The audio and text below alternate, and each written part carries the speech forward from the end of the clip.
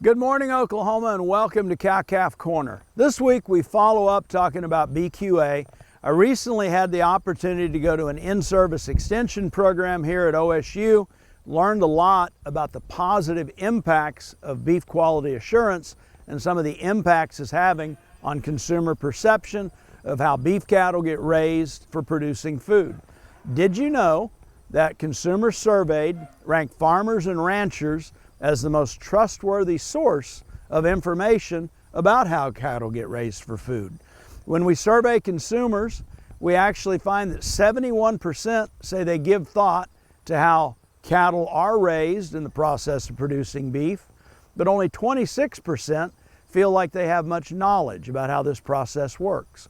The positive about BQA is that once exposed to information about beef quality assurance, consumers' perception of how beef cattle get raised for food goes up dramatically. As well, if we look at the latest version or show that latest version of Beef is What for Dinner ads to consumers, it also dramatically increases their perception of how we raise beef cattle for food.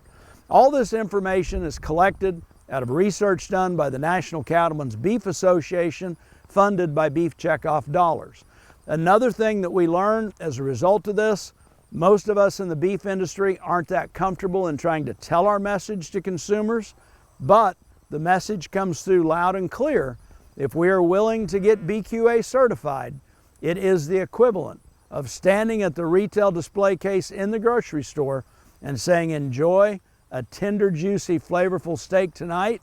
You know it's wholesome, you know it's safe, and you know it is nutrient dense. Get BQA certified. It's a positive and good news story for our industry, and the best thing we can do to show transparency in the process and ensure that consumers have faith in the beef industry and all the segments that result in beef. Thanks for joining us on Cow-Calf Corner.